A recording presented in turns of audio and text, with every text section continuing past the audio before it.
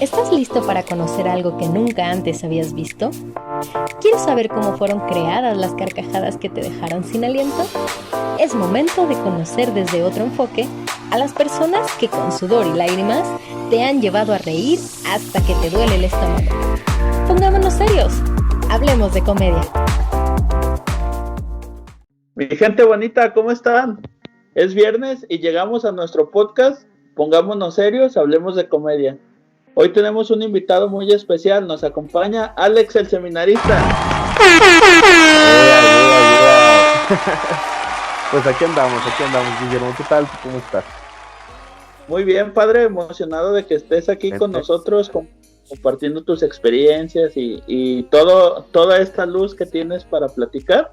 Entonces, pues vamos a comenzar. Te agradezco y, padre, platícanos un poquito de ti antes de empezar ya con los temas de aquí de nuestro podcast. Queremos conocerte más. Ok, bueno, pues yo soy Alejandro, mejor conocido en todos lados como Alex. Alejandro, tengo 28 años. ¿Qué más te puedo contar? Soy del Estado de México, de Toluca, Estado de México. Llevo pues ya un tiempo de unos 10 años en esto de servir dentro de la iglesia, no propiamente siendo seminarista, sino que ha sido un proceso que he ido avanzando de a poco. A los 18 años opté por ser misionero, entonces fui misionero laico durante 2 años.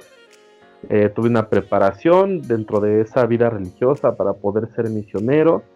He andado de pata de perro por muchos lugares del país, he estado de misión en muchos lugares, muchas experiencias maravillosas.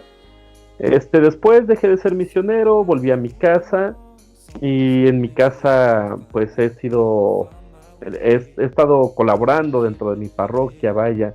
He sido sacristán, coordinador de liturgia, coordinador de catequesis, coordinador de evangelización, etcétera, etcétera. Doy cursos bíblicos, cursos de apologética, en fin, he hecho de todo acá en la iglesia. Y hace 3 años, pues ya opté por la vida del sacerdocio. Entonces, pues ya tiene hace 3 años que entré al seminario y pues actualmente soy seminarista. Estudio filosofía, soy estudiante de filosofía, y pues actualmente estoy en mi casa porque con esto de la pandemia pues nos mandaron a nuestras casas y aquí pasaré este semestre. Muy bien, padre. Platícanos ahora un poquito cómo se da esta vinculación que tienes con la comedia. Nosotros como fans orafelicianos y les platico para la gente que a lo mejor no tiene este contexto. Iba a haber un evento, era el show cancelado show, entonces prometieron de ahí dentro del evento que iba a estar un padre al que le iban a estar haciendo preguntas. Por eso estamos aquí, pero platícanos un poco cómo se dio este acercamiento, padre.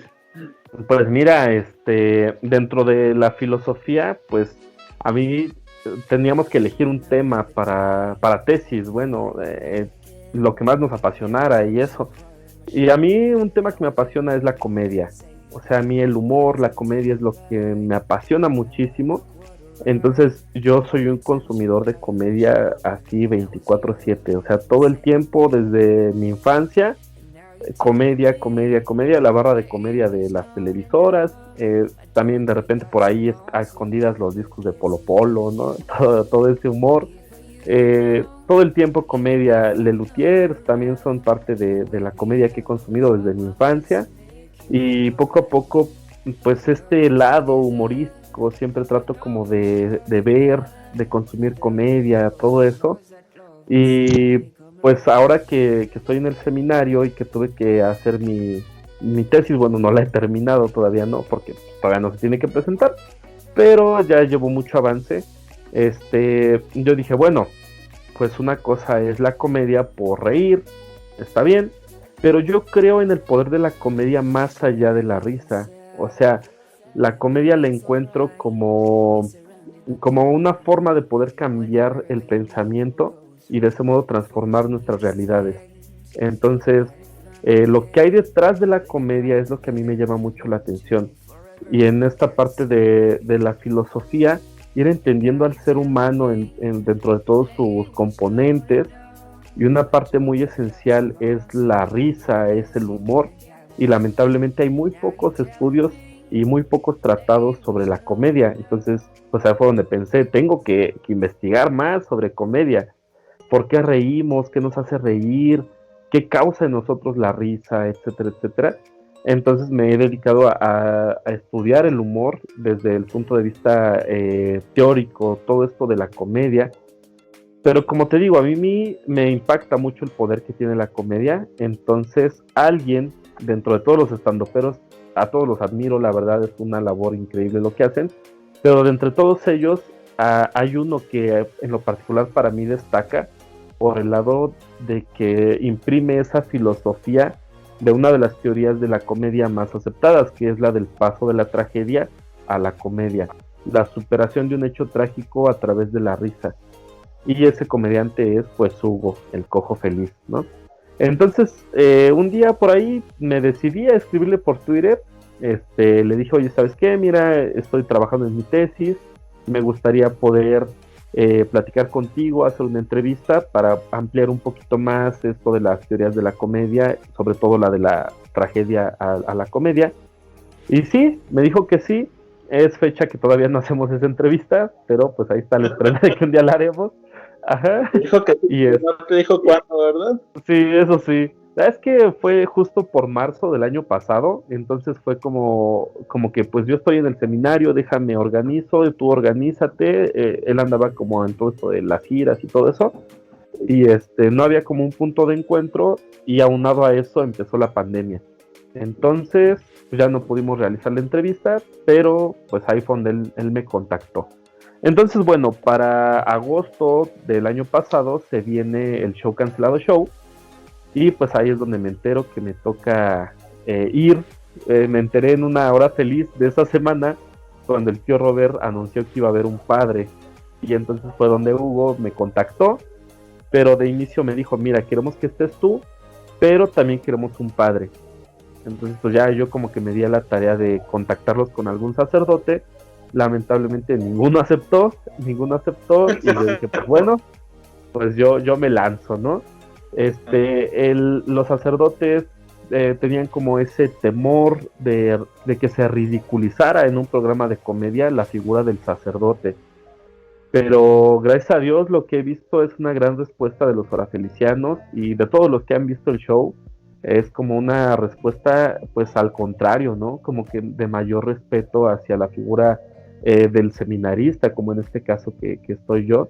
Y creo que ha sido como un puente para entablar diálogo entre la religión y el humor. Y porque fíjate, creo que tu participación vino como a derribar de repente cierto estigma que hay.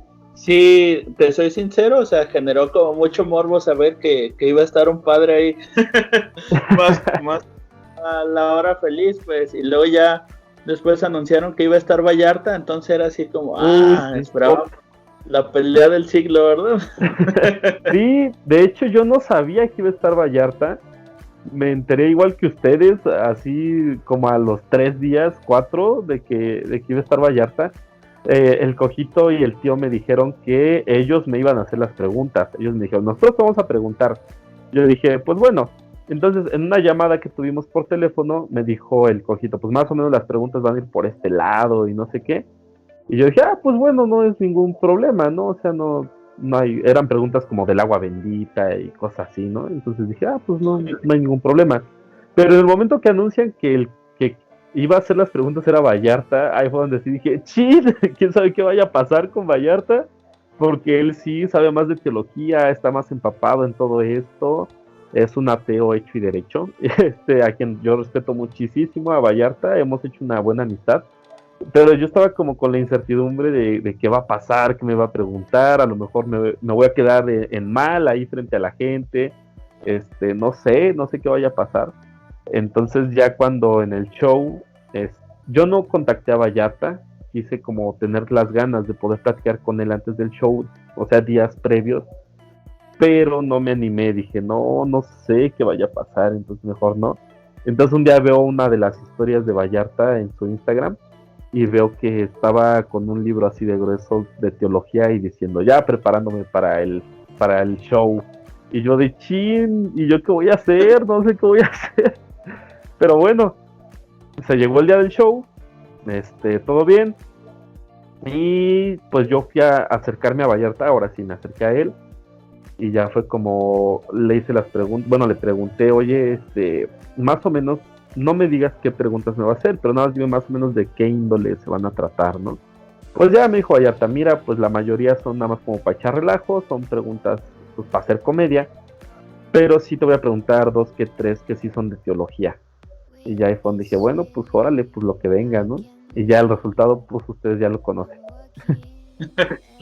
No, te puedo decir que fue una sorpresa muy agradable conocerte ahí dentro del show y no sé, o sea, la forma en que fuiste llevando la entrevista, cómo de repente en un momento parecía que te estaban montoneando, padre.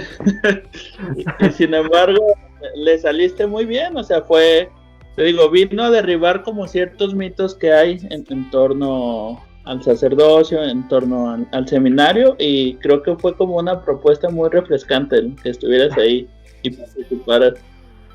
Sí, creo que sí, la verdad, pues fue un momento donde yo me subí al escenario con muchos nervios, la verdad iba un tanto nervioso. Digo, o sea, tengo la experiencia de predicar, de estar con gente, de hablar con personas, pero de pronto estar ahí frente a las cámaras, todo el equipo de producción y saber que hay 17,000 personas viéndote y que estás frente a de los mayores representantes del stand-up, sobre todo pues Vallarta, de los más famosos aquí en México. Y famoso también por su ser a veces incisivo con esto de la religión, ¿no? De hecho, su show de Dios está muerto, ¿no? Y todo este asunto, pues sí fue como de, ay, ¿qué va a pasar? Pero bueno, la entrevista creo que se puso muy buena. Fue donde yo traté de recordar lo poco que sé de comedia, la forma de premisa, remate y estar peloteando. Entonces me di cuenta que en cierto momento el Cojito ponía premisas para que Vallarta las rematara, pero en lugar de que Vallarta las rematara, dije yo las voy a rematar. Entonces fue como empezar a jugar con su propio juego y fue muy bonito. Digo, yo no soy ningún experto en comedia ni nada, pero creo que fue muy bonito porque a la vez fue algo que tampoco se esperaba el Cojito ni el tío, ¿no? E incluso me impactó mucho un comentario que hizo Vallarta cuando dijo en el show, padre, qué nivel de comedia trae usted, ¿no? Entonces, hacer reír a Vallarta y todo eso, para mí fue, ya lo logré. Fue muy bonito. Y saliste hecho un rockstar esa noche, padre. Sí. Pero fíjate que lo más bonito de todo esto es que, como dices, se han como derribado algunos paradigmas que se tenían sobre la religión. Muchos creen que está peleada la religión y el humor y todo eso, pero no, la verdad es que no. Y yo con lo que más me quedo de ese show es, pues, en primer lugar lo que se vivió esa noche, pero después lo que sucedió. O sea, de pronto me empiezan a escribir personas en mi Facebook, me encontraron en Facebook, me escriben en YouTube, y de pronto me empiezan a platicar sus problemas, a buscar alguna orientación, alguna ayuda, alguna esperanza. Creo que eso es lo más bonito, el poder de algún modo presentarte como diciendo que la iglesia todavía tiene algo que decir al mundo, como que la religión todavía tiene algo que aportar a la humanidad. Entonces es como que lo que he encontrado a raíz de ese show. Padre, y fíjate, lograste sortear muy bien ese escenario. Imaginaba así como se ve en Mortal Kombat. Ganas ese y para el siguiente show, cancelado show, te toca la entrevista con Alessa Shine. Sí. Fíjate que ese día estaba pues ahí en el seminario, estaba corriendo y de repente me entró la llamada del Cojito, ¿no? Y ya me dice, oye, ¿sabes qué? Pues estamos planeando el segundo show cancelado.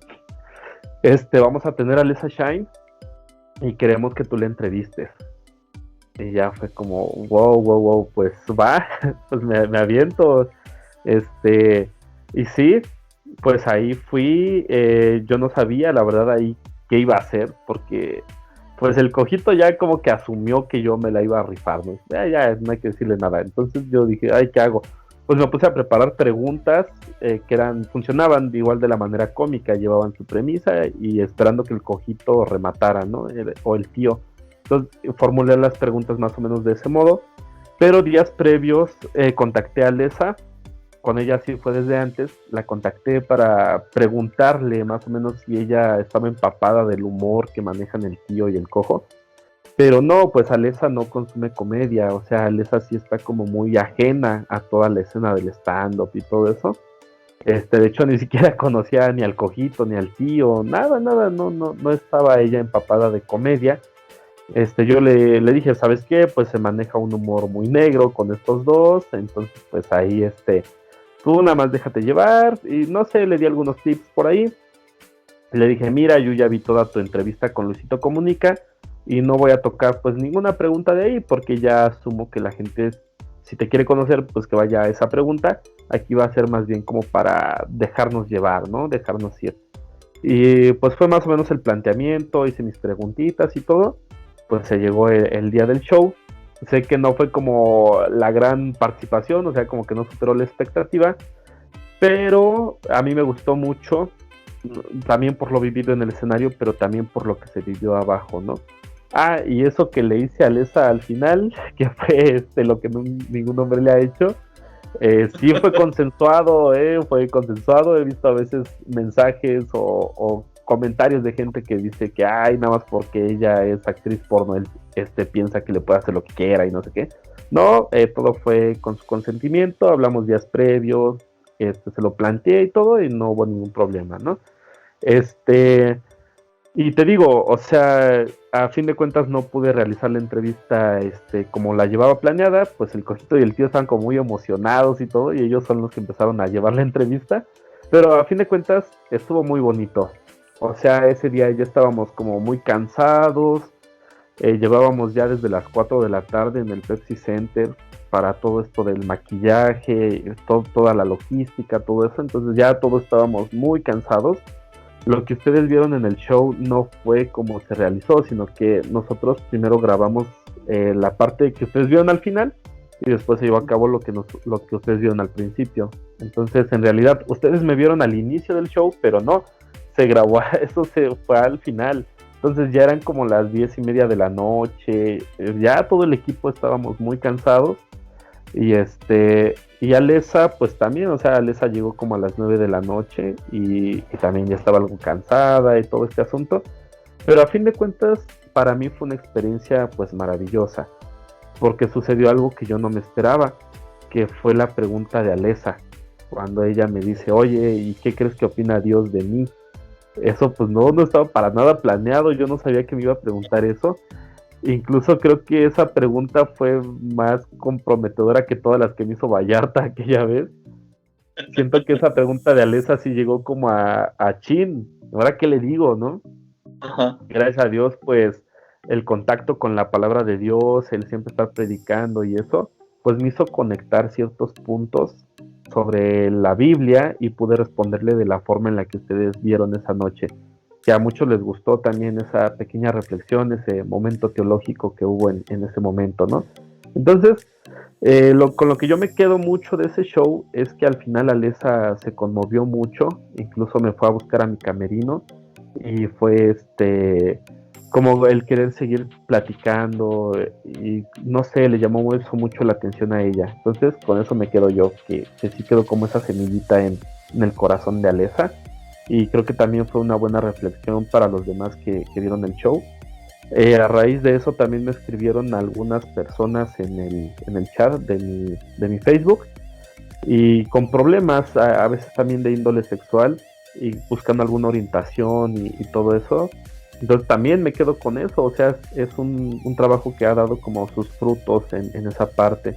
Y sin mentirte, desde el primer show yo creo que 2 o 3 veces por semana alguien me escribe pidiendo una oración o pidiendo algún consejo, alguna opinión o simplemente desahogándose.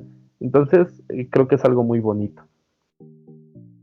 Y qué bueno que has tenido tú como esa apertura, padre, porque se necesita esa fuente de apoyo y de repente entramos en una situación difícil, ¿verdad? A nivel planeta casi casi, entonces que puedan encontrar contigo esa luz, pues es algo muy, muy de llamar la atención, pues, y de reconocértelo también, ¿verdad?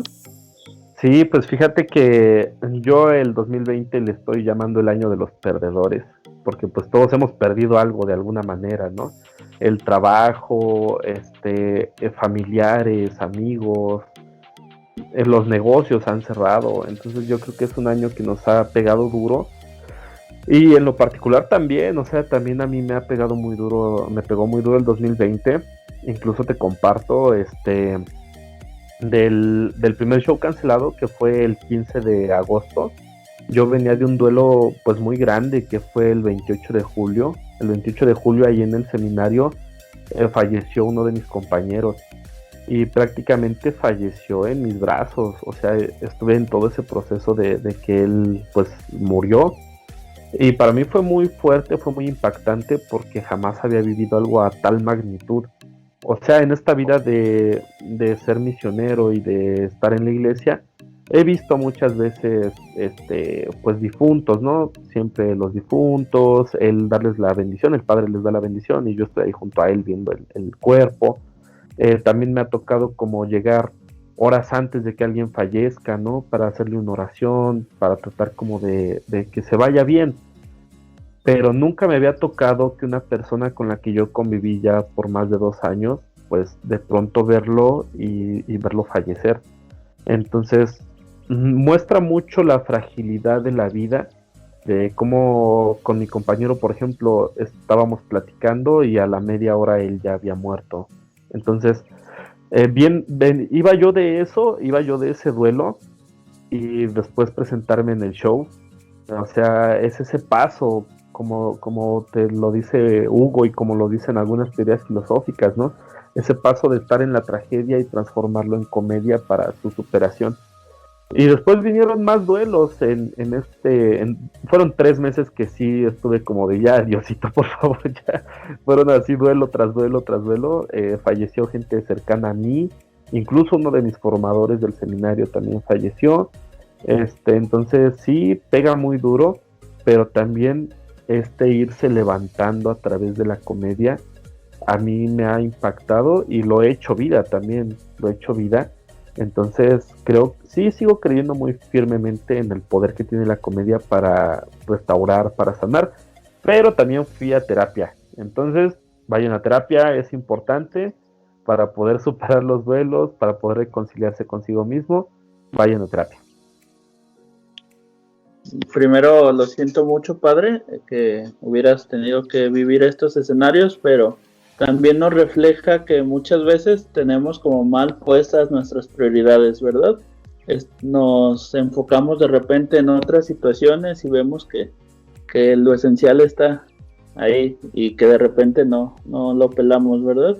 Y qué importante también que nos compartas esta parte, porque me ha tocado como estas situaciones donde pareciera que la parte de la fe y la parte de la psicología están peleadas. O sea, me ha tocado de repente en misa padres que critican a los psicólogos, y pues en la escuela y compañeros ni se diga, ¿no? Como critican a la parte religiosa y que dentro de la tragedia volvemos, qué bonito que nos compartas este testimonio, esta situación, porque podemos ver que no estamos separados, que sí hay unión, ¿verdad? Entre esta parte, e incluso cómo hay unión con la comedia, con lo que nos comentabas hace unos momentos, cómo poder sacar esta parte resiliente de poder transformar estas situaciones negativas en un entorno más favorable, de poder compartir, de poderlo sacar, y a la par de eso irlo sanando. Claro, es muy importante. La salud mental también es parte de nuestra salud, no hay que descuidarla, hay que pues estar bien, tener ese equilibrio emocional.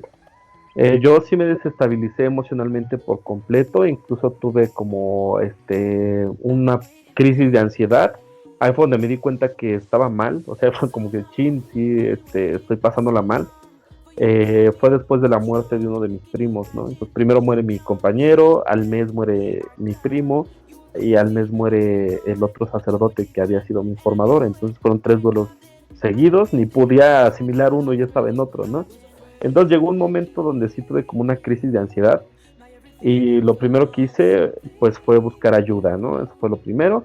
Gracias a Dios ahí en el seminario estamos llenos de psicólogos, entonces pues fue luego pedir la ayuda de un psicólogo y vas de una vez y terapia, ¿no? Entonces por ese lado a mí me encanta. No está pelea de la psicología con la religión, para todos los que nos están escuchando.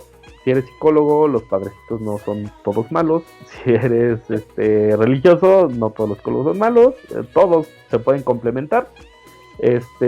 A mí me encanta cómo se complementa la psicología y la religión a ese punto de encuentro donde se puede.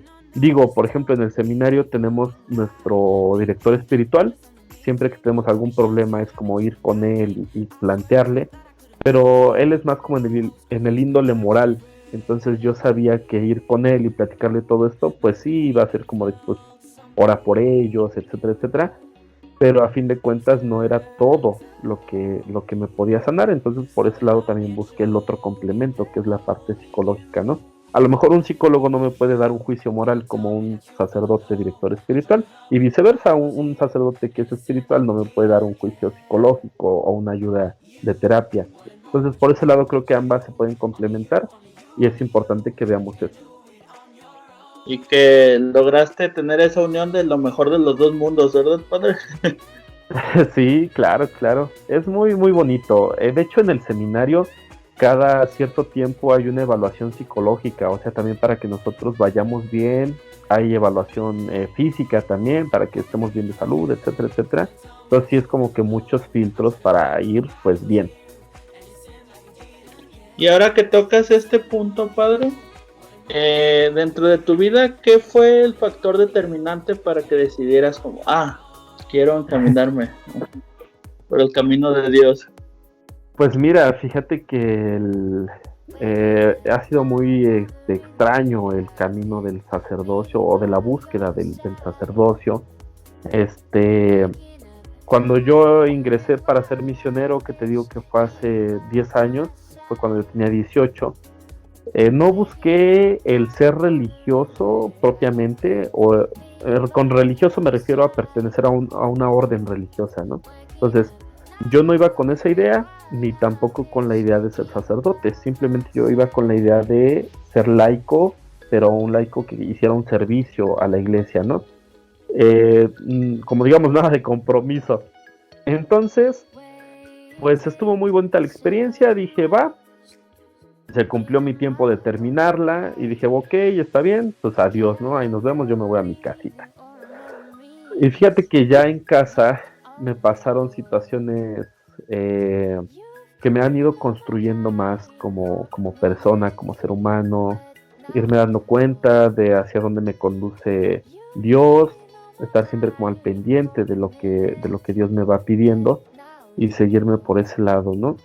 Te puedo decir que hubo un hecho trágico, nuevamente volvemos a la tragedia, hubo una crisis grande familiar durante algunos 2-3 años que sí fue como muy fuerte, y creo que a raíz de eso comencé a darme cuenta de a dónde me estaba llamando Dios. Te puedo decir que yo no quería ser sacerdote, nunca en mi cabeza estuvo el ser sacerdote. Incluso yo decía, es que el sacerdocio es un don y no cualquiera lo puede tener, aunque lo quieras, no cualquiera lo puede tener. Entonces yo en ningún momento tuve la idea del sacerdocio hasta que empecé a ver poco a poco, ver un poquito hacia atrás, ver hacia atrás y comenzarme a dar cuenta de las cosas, de la vida. Y pues a fin de cuentas un día simplemente dije, pues creo que aquí es a donde Dios me llama y le voy a echar ganas, ¿no? Obviamente acompañado de mi sacerdote, de mi párroco, que él me iba dando las pautas y me decía, pues a ver, ¿tú cómo te sientes? O sea, todo eso, y comenzar a irme por ese lado. Y a fin de cuentas pues opté por sí escuchar a Dios y dejarme ir por ahí. Muy bien, y ahora que estamos entrando como en este ejercicio de memoria, padre, vamos a pasar a una de las secciones de este podcast. La máquina del tiempo. Ajá. Va. Y vamos a subirnos en la máquina y vamos a llegar a ese momento donde está Alex ahí de niño jugando con sus carritos o pelota. ¿Cuál era como tu juguete favorito, padre, de niño? El Max Steel. Yo tenía mi colección de Max Steel y explicar mis historias y mis peleas y todo eso. Muy bien, entonces estamos llegando, estás ahí tú sentadito jugando con tu Max Steel contra Elementor y tienes la oportunidad de platicar contigo y decirte un tip o una recomendación. ¿Qué te dirías? Diría, cuida tu alimentación. Sí, pues no, hombre, por ese lado sí diría eso, ¿no? La he pasado difícil a veces con problemas alimenticios porque pues, la gastritis, he tenido muchos problemas del estómago, muchísimos, y pues bueno, eso lo cuidaría. Pero ya más en orden, digamos, metafísico y eso, ya como en el orden de espiritual, pues yo creo que a ese niño yo le diría, tú confía, las cosas van a estar mejor, y prepárate y nada, eso, sigue en la poesía, eso le diría, sigue dándole a la poesía. Si te dieran la oportunidad de cambiar algo de tu pasado sin modificar los resultados que tienes actualmente, ¿qué cambiarías? Si es en el orden particular, o sea, para mí mismo, yo creo que cambiaría. Ay, Dios, ¿qué sería?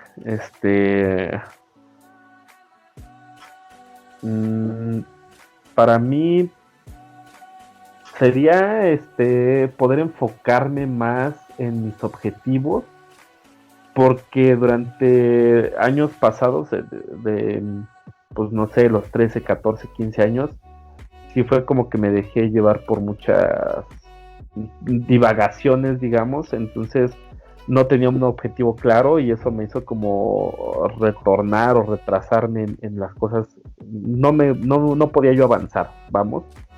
Pero ya en un orden más amplio, lo que más me importa a mí es mi familia. Entonces yo creo que si yo pudiera cambiar algo del pasado sería pues que mi hermano no se enferme, ¿no? Eso sería lo que yo cambiaría.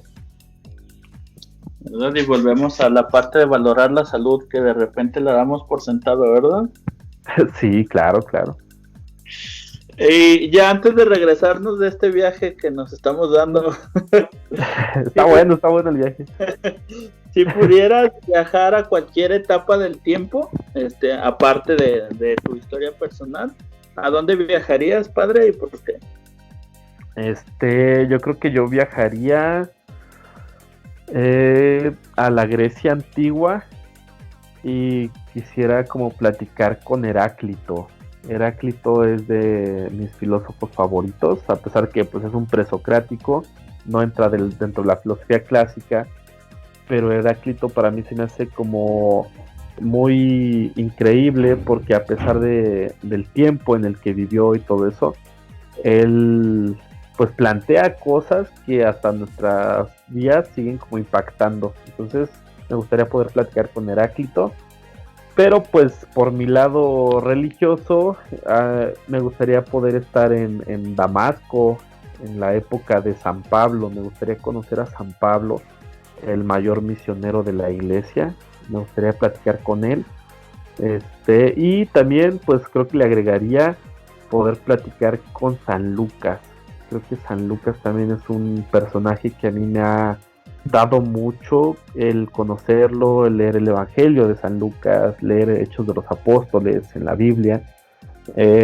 A mí me gustaría poder viajar con él, uno de sus viajes. Él fue un gran viajero, entonces también me gustaría como viajar con él. Excelente, padre. Pues muy bien, después de este viaje vamos a regresar a la aquí y a la hora. El diván. Bien, padre. Si te dieran la oportunidad de ser presidente por un día, ¿qué harías? Pues mira, yo tengo muchas facetas en mi vida. Una de estas facetas fue que también estuve dentro de la política, entonces de algún modo puedo ver un poco más amplio la situación del país. Y si yo fuera presidente por un día, donde podría hacer algo o cambiar un poquito sería el unir la iglesia y el Estado. no, no, no, lo que haría sería como la educación, como que enfocar más el recurso hacia la educación. Pienso sí que la educación es la base de un país, pero si la educación es pobre, pues también va a seguir perpetuándose la pobreza. Entonces como que reformar la educación para que sea una mejor educación y poder tener gente más preparada para los tiempos actuales. Muy bien, porque luego hay muchos lados donde se le considera al maestro como el enemigo, ¿verdad, padre? Sí, no sé. Saludos a Oaxaca. No se les da ese reconocimiento y esa gran labor que tienen, ¿verdad? Muy bien. Claro. Si tuvieras la capacidad de elegir un superpoder o desarrollar un superpoder, ¿cuál tendrías, padre? Pues mira, justo me estoy dando cuenta que traigo mi playera de Iron Man. Me gustan mucho los superhéroes de Marvel, porque creo que los personajes de estos superhéroes son muy relacionados con algún valor moral. Creo que todos de cierto modo tienen impreso algún valor moral. Quizás si vemos al Capitán América podemos decir que su valor que lo identifica es, por ejemplo, la justicia. Si vemos a Spider-Man, pues creo que sería el sacrificio. Spider-Man es un gran perdedor, ¿no? Se la pasa perdiendo en la vida y eso creo que también es de destacar. Iron Man, por ejemplo, pues es alguien que lucha contra sí mismo, que logra vencer su ego para darse a los demás y que al final, en la última película, pues se sacrifica por los demás, ¿no? Alguien que logra vencer ese ego y logra darse a otros. Si yo pudiera tener un superpoder, creo que me gustaría poder sanar los corazones de los demás. Poder como a veces cuando la gente me cuenta sus historias, de verdad a veces me conmueven demasiado, que incluso a veces me hacen llorar o me hacen cuestionarme cómo está la sociedad, me hacen sentir rabia o no sé, porque a veces sí son cosas muy feas lo que la gente tiene que vivir. A mí entonces, si yo pudiera tener un superpoder, sería el de poder sanar sus corazones, sanar sus almas. Creo que eso sería lo que a mí me gustaría. Padre, pero se trataba de elegir otro superpoder, no uno que ya no manejas. No, Dios quiera. Porque no, al pues final de cuentas, con todo este apoyo que das a las personas, es lo que estás brindando tú, esa ayuda, esa luz, esa comprensión, ese... De repente el poder platicarte algo sin sentirse juzgados, o sea, es al final ese apoyo, esa comprensión que estás brindando. Sí, pues gracias a Dios que a veces pues me ha puesto en estos lugares, sobre todo pues ahora con esto de la comedia. A lo mejor sonará muy presuntuoso lo que voy a decir, pero el estar en estos escenarios me ha hecho sentir que soy un instrumento de Dios. Porque si bien a veces hay compañeros en el seminario que pues puede ser que no lo tomen a bien, o incluso personas que en los comentarios de YouTube me lo dejan, diciéndome que pues no tengo moral, o que soy un doble moral, o eso, pues a fin de cuentas lo que yo siento es que se está hablando de Dios, estoy llevando el nombre de Dios a un lugar donde no se esperaba que se escuchara de él, ¿no? Entonces eso es como que la grandeza que yo encuentro en todo esto. Y de verdad me hace impulsarme más, en prepararme mejor. Y como ahorita decías, sí, la gente pues ha llegado conmigo como viendo una esperanza, ¿no? Y a veces fíjate que no, o sea, yo no soy la última esperanza, pero a veces sí veo que la gente ve a Dios como esa última esperanza. Y a veces me toca hacer ese vínculo entre la persona y Dios, ¿no? Entonces a veces sí me siento con mucha responsabilidad. Está pasando el del fabuloso.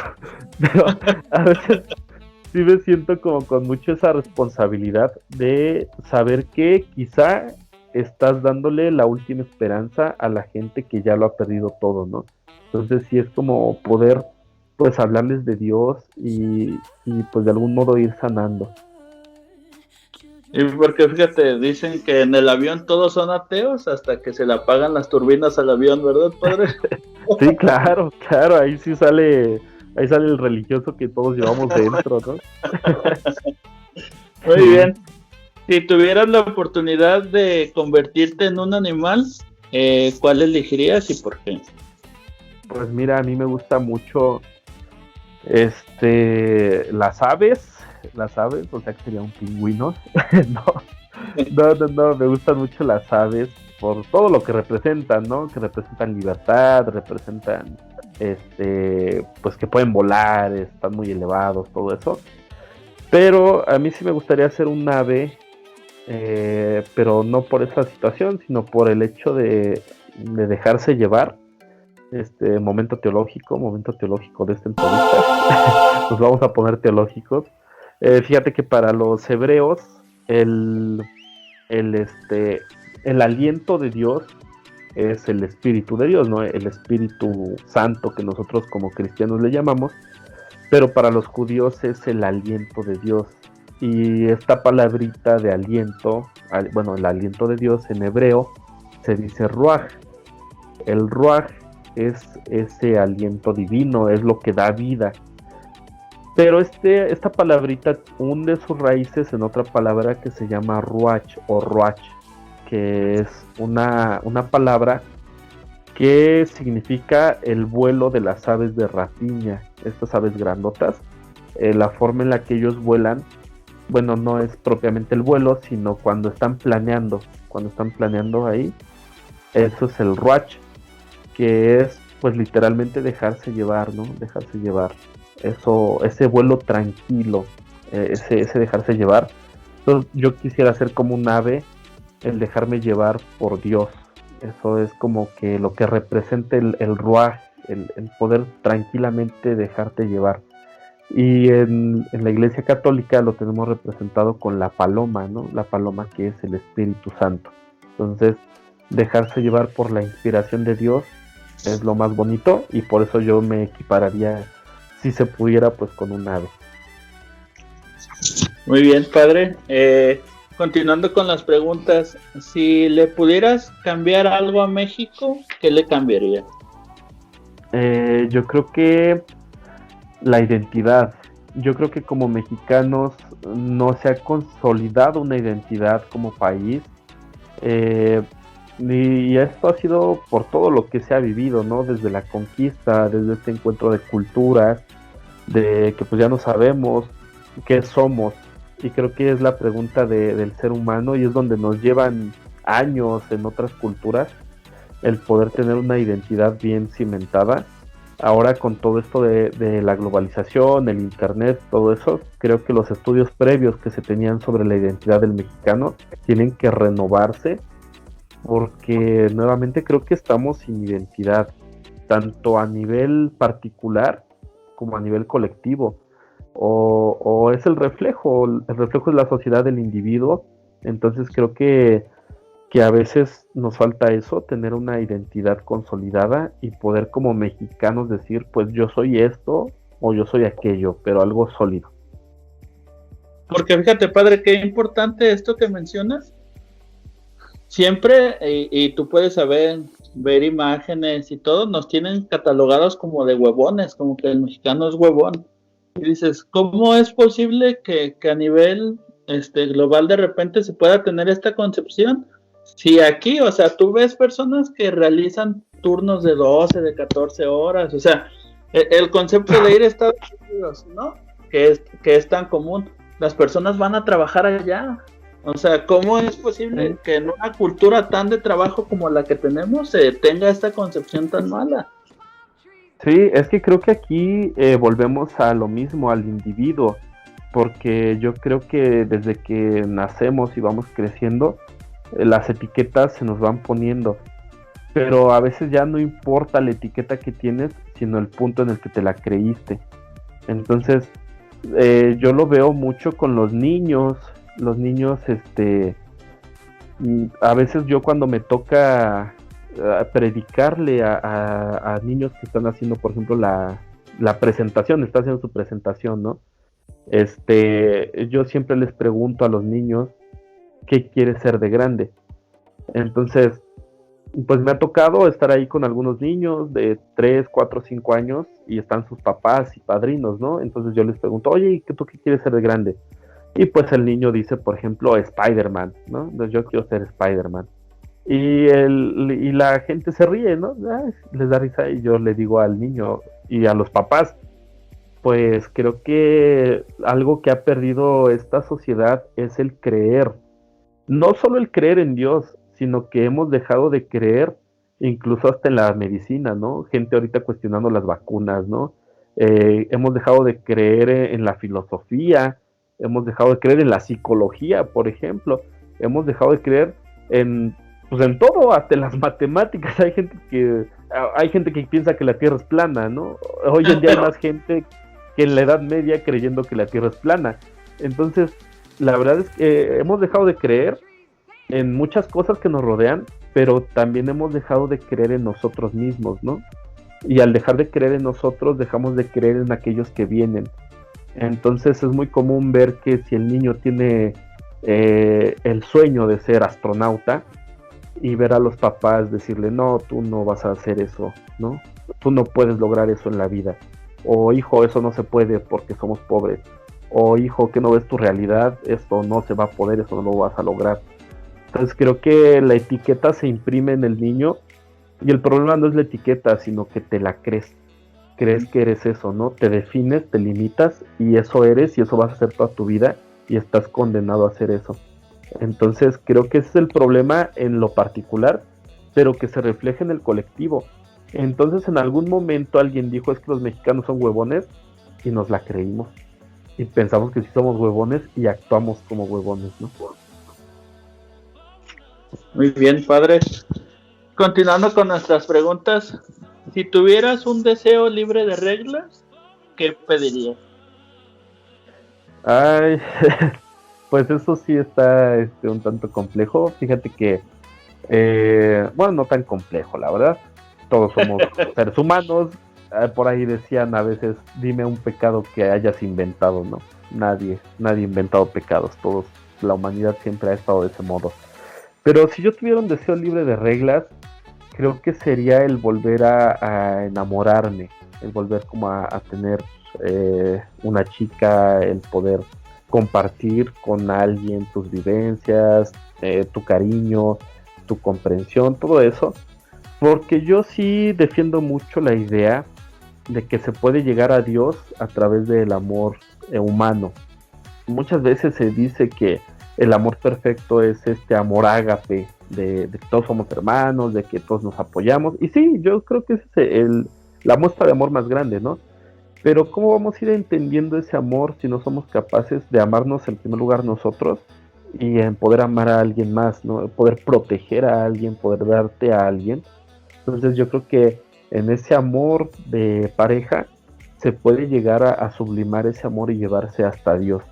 Al menos es lo que yo pienso con una de las figuras más grandes del Evangelio, que es María Magdalena. Que María Magdalena empieza amando a Cristo, pero por el lado humano, porque le gustó Cristo, porque le llamó la atención, y de ahí empezó a seguirlo con el afán de conquistarlo, ¿no? Pero fue al revés, Cristo la conquistó a ella, pero hacia Dios, ¿no? Entonces, llevar ese amor humano a Dios. Entonces yo creo que si yo pudiera vivir algo de ese modo, sería como la experiencia del amor, nuevamente, del amor de pareja propiamente. Muy bien, padre. Si tuvieras la oportunidad de trabajar con alguien famoso, no sé, para alguna cápsula, algún programa, ¿con quién te gustaría trabajar y por qué? Ay. Me llega ahorita a la mente dos personas. Alguien quien admiro muchísimo, mucho en realidad, Franco Escamilla. Me gustaría poder algún día platicar con él, colaborar para él y todo eso. Porque, como te digo, me encanta la comedia, pero lo que más me apasiona es lo que hay detrás de la comedia, ¿no? Entonces, Franco es una muestra de que las cosas se pueden lograr con trabajo, con ímpetu y con algo de fortuna. Y él siempre dejando en claro que es católico y ayudando a personas también dentro de casas hogares, cosas así. Entonces, yo creo que alguien que yo admiro es Franco. Ha apoyado mucho a sus amigos, entonces creo que con él. Pero si se pudiera con cualquier persona del mundo, con quien me gustaría colaborar y la persona que más admiro en esta tierra en este momento es Joseph Ratzinger. Si yo pudiera platicar con él, él para mí es la persona más sabia en estos momentos sobre la tierra y es al Papa que más se ha admirado. Mucha gente me dice, bueno, de hecho una vez que platiqué con Slobodsky, me dijo, no manches, o sea, ¿cómo es que admiras a Joseph Ratzinger, no? Él decía, es como si a mí me apasionara la historia y dijera que mi personaje favorito es Hitler, ¿no? Pero no, en realidad es que, por ejemplo, Slobodsky dice que él a quien sí admiraba era a Juan Pablo II, ¿no? Pero pues yo al que más admiro es a Ratzinger, creo que es el más sabio que hay ahorita y me gustaría colaborar con él. Si pudiera, pues sí. Muy bien. Te dan la oportunidad de revivir a alguien, a alguna persona importante, volvemos a algún famoso, pero tienes que entregar a algún famoso también. ¿Y a quién revives y a quién matas? Yo creo que reviviría a Santo Tomás de Aquino. Creo que Santo Tomás de Aquino es uno de mis filósofos favoritos. Es este filósofo que además da una aportación grandísima a la comedia. Pocos saben esto, pero la comedia desde Platón ha sido tachada de que es para los tontos. Ha sido tachada de que no aporta nada. En las pocas veces que los filósofos llegaron a escribir sobre comedia fue para criticarla. Entonces, tomaban la risa como algo tonto, como el humillar a alguien. Entonces siempre hubo un estigma en la comedia desde tiempos antiguos, con Aristóteles, con Platón, todos los que vinieron después. Pero en la época medieval incluso se dice que la risa alocada es demoníaca, ¿no? O sea, todavía se le pone un estigma más grande a la comedia. Pero llega a ser Santo Tomás de Aquino quien dice, no, se equivocan. La comedia es parte fundamental del ser humano. El humor es lo que nos puede liberar, lo que nos puede quitar tensiones, causa alivio, y además la risa es lo que nos hace conectar como seres humanos. Entonces llega a decir Santo Tomás de Aquino, aquel que es un bufón exagerado es tan miserable como aquel que no se puede reír de sí mismo. Esto es algo muy, muy chido. Entonces es muy importante y la comedia entonces con Santo Tomás recobra su importancia y de ahí vienen otros más como Erasmo de Rotterdam y después empiezan está hablando de puro monje, Erasmo, Santo Tomás, empieza a surgir ahí como ese movimiento de volver a ver la comedia como algo bueno. Entonces por esa razón y por muchísimas más, porque Santo Tomás dio una aportación increíble a la humanidad, yo reviviría a Santo Tomás y mataría a... Entonces estoy entre dos. Yo creo que pudiera ser, me decantaría por Bárbara de Regil. Creo que sus aportes a la humanidad no son tan grandes. Entonces yo creo que por Bárbara de Regil. Muy bien, padre. Muy bien. Muy bien, padre, pues te agradecemos mucho tu tiempo, el que hubieras venido aquí a compartir tus experiencias y toda esta parte que de repente se desconoce. Y antes de irnos, algo que te gustaría comentar, algún tip o algo para la gente que nos ve. Pues mira, hay un libro de Viktor Frank que seguramente tú lo conoces, que se llama El hombre en busca de sentido, y es de este psiquiatra que se encuentra en Auschwitz, en un campo de concentración, y él trata de encontrar cómo es esta lucha del hombre que siempre está buscando algo por qué vivir, como encontrarle un sentido a la vida. Y llega él a equiparar el humor con la espiritualidad. Él llega a decir que tanto la fe como el humor forman parte indispensable del ser humano para encontrarle sentido a la vida. Cómo se ponían a querer vivir un día más porque el fin de semana iban a presentar una obra cómica.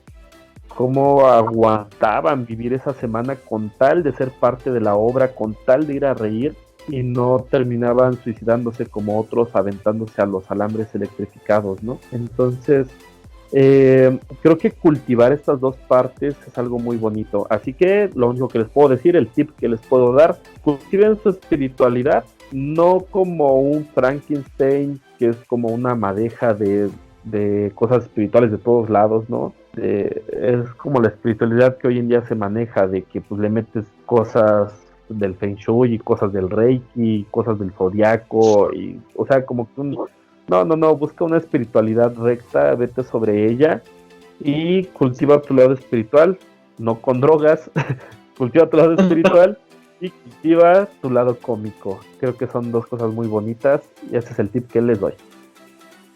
Padre, ¿dónde te podemos encontrar? Bien, me pueden encontrar, ahorita solamente estoy utilizando mi canal de YouTube. Me pueden encontrar en mi canal de YouTube como 7 panes y 2 peces. Ya somos 14,000, entonces vamos a echarle ganas a ver si logramos llegar a 15,000 en este mes. Pero váyanse a dar una vuelta por mi canal de YouTube. Se vienen grandes sorpresas y una de las premisas que te voy a dar aquí en tu canal es que voy a hacer stand-up. Entonces, quédense al pendiente. Sí, quédense al pendiente. Ya terminé mi curso con Gus Proal. Entonces, vamos a echarle ganas. Ya tengo por ahí unas rutinitas. Estén al pendiente porque va a haber open mics donde ustedes me pueden ver. Ya tenemos programados ahí dos open mics. Bueno, para cuando salga esta entrevista, creo que ya solo será uno, el open mic que estará por ahí. Pero quédense al pendiente. También se vienen cosas muy grandes, algo muy interesante. Se viene La Cosa con C. ¿Qué será La Cosa con C? ¿Quién sabe? Nadie lo sabe. Pero se viene La Cosa con C, que después les hablaré de eso. Así que quédense al pendiente en mi canal. Muy bien, pues te agradecemos mucho la charla de hoy, padre. Y recuerden, antes de irse, suscríbanse si todavía no están. Déjenos sus comentarios, su like, compartan. Y nos vemos la siguiente semana. Gracias, claro, padre. Y hasta la próxima. Gracias a ti, Guillermo. Gracias a tu audiencia y nos vemos la próxima. La inspiración y talento necesitan descansar. Pero no estés triste. Nos vemos la siguiente semana.